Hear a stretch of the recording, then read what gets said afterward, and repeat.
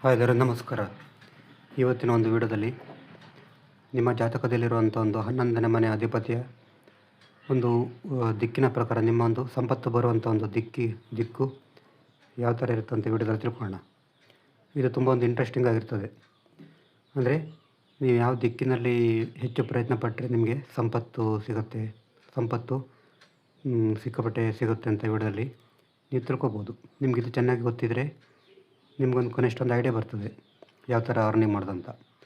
ಅಂದರೆ 11ನೇ ಮನೆ ಅಧಿಪತಿ ಇರುವಂತೆ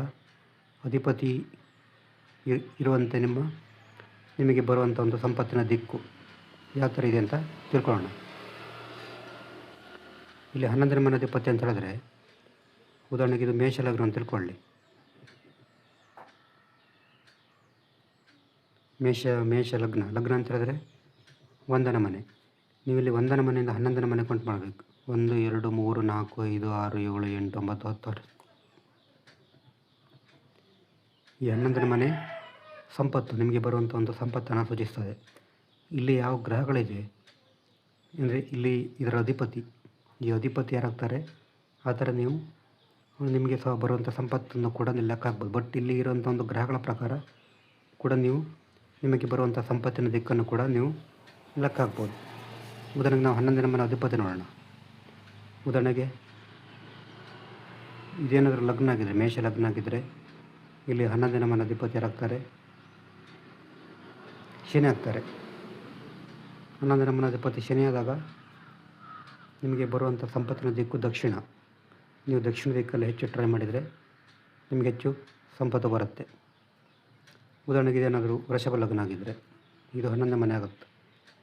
ಇಲ್ಲಿ 11ನೇ ಮನೆ ಅಧಿಪತಿ ಯಾರಾಗ್ತಾರೆ? ಗುರು ಆಗ್ತಾರೆ.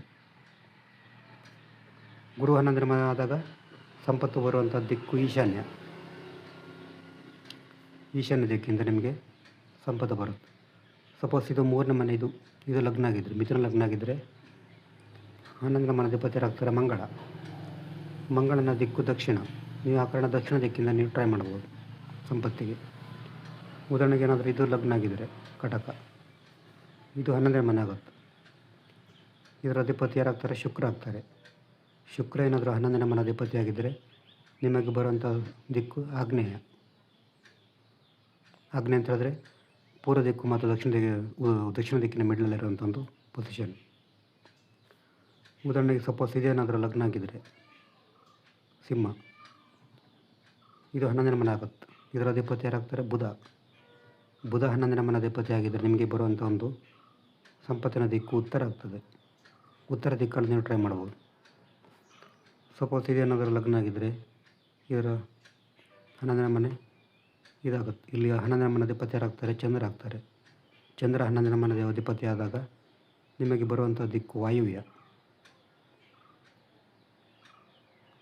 ದಿಕ್ಕು ಅಂತ ಹೇಳಿದ್ರೆ ಉತ್ತರ ಮತ್ತು ಪಶ್ಚಿಮ ದಿಕ್ಕಲ್ಲಿ ಮಿಡ್ಲಲ್ಲಿ ಬರುವಂಥ ದಿಕ್ಕು. ಇದೇನಾದರೂ ಲಗ್ನ ಆಗಿದ್ದರೆ, ತುಲಾ ಲಗ್ನ ಆಗಿದ್ದರೆ ಇಲ್ಲಿ 11ನೇ ಮನೆ ಅಧಿಪತಿ ರವಿ ದಿಕ್ಕು ಪೂರ್ವ ದಿಕ್ಕಲ್ಲಿ ನೀವು ನಿಮ್ಮೊಂದು ಸಂಪತ್ತನ್ನು ಟ್ರೈ ಮಾಡ್ಬೋದು. ಸಪೋಸ್ ಉದಾಹರಣೆಗೆ ಇದೇನಾದರೂ ಲಗ್ನ ಆಗಿದ್ದರೆ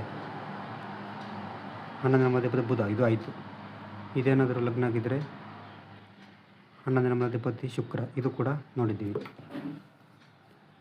ಇದೇನಾದರೂ ಲಗ್ನ ಆಗಿದ್ದರೆ ಮಕರ, 11ನೇ ಮನೆ ಅಧಿಪತಿ ಮಂಗಳ ಆಗ್ತಾರೆ. ಆವಾಗ ಕೂಡ ನಿಮ್ಗೆ ಬರುವಂಥ ದಿಕ್ಕು ದಕ್ಷಿಣ.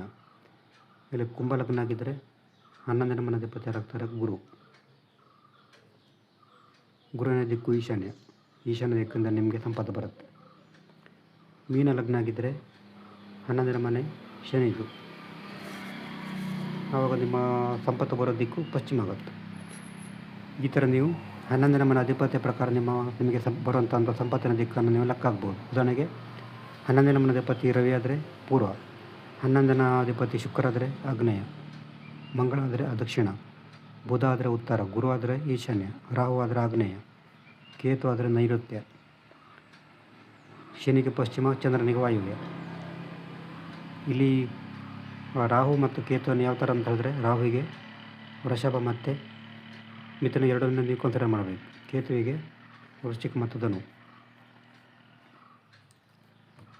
ನಂತರ ಇಲ್ಲಿ 11ನೇ ಮನೆಯಲ್ಲಿರುವಂಥ ಒಂದು ಗ್ರಹಗಳ ಪ್ರಕಾರ ಕೂಡ ನೀವು ಸಂಪತ್ತು ಬರೋ ದಿಕ್ಕು ಉದಾಹರಣೆ ಲೆಕ್ಕ ಆಗ್ಬೋದು. ಉದಾಹರಣೆಗೆ ಇದು 11ನೇ ಮನೆ ತಿಳ್ಕೊಳ್ಳಿ. ಇದು 11ನೇ ಮನೆ ಆದರೆ ಇಲ್ಲಿ ಸೂರ್ಯ ಇದ್ದರೆ ನಿಮಗೆ ಸಂಪತ್ತು ಬರೋ ದಿಕ್ಕು ಪೂರ್ವ, ಚಂದ್ರ ಇದ್ದರೆ ನಿಮಗೆ ಸಂಪತ್ತು ಬರೋ ದಿಕ್ಕು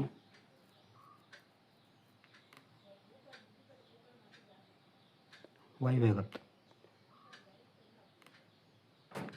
ಶುಕ್ರ ಆದರೆ ಸಂಪತ್ತು ಬರೋ ದಿಕ್ಕು ಆಗ್ನೇಯ. 11ನೇ ಮನೆಯಲ್ಲಿ ಮಂಗಳ ಇದ್ದರೆ ಸಂಪತ್ತು ಬರೋ ದಿಕ್ಕು ದಕ್ಷಿಣ. ಬುಧ ಇದ್ದರೆ ಉತ್ತರ. ಗುರು ಇದ್ದರೆ ಈಶಾನ್ಯ. ರಾಹು ಇದ್ದರೆ ಆಗ್ನೇಯ. ಕೇತು ಇದ್ದರೆ ನೈಋತ್ಯ. ಶನಿ ಇದ್ದರೆ ಪಶ್ಚಿಮ. ಚಂದ್ರ ಇದ್ದರೆ ವಾಯುವ್ಯ. ನಿಮಗೇನಾದರೂ ಜಾತಕ ವಿಶ್ಲೇಷಣೆ ಮಾಡಬೇಕಂದ್ರೆ ನಮ್ಮದು ವಾಟ್ಸಪ್ ಸಂಖ್ಯೆ 70 906 37 934 ಈ ನಂಬರ್ಗೆ ವಾಟ್ಸಪ್ ಅಥವಾ ಕಾಲ್ ಮಾಡಿದರೆ ನಿಮಗೆ ಜಾತಕದ ಬಗ್ಗೆ ಡೀಟೇಲ್ಸ್ ಆಗಿ ತಿಳಿಸಿಕೊಡ್ತೀನಿ. ಎಷ್ಟು ಹೇಳಿದ್ರೆ ಬೇರೆ ನಮಸ್ಕಾರ.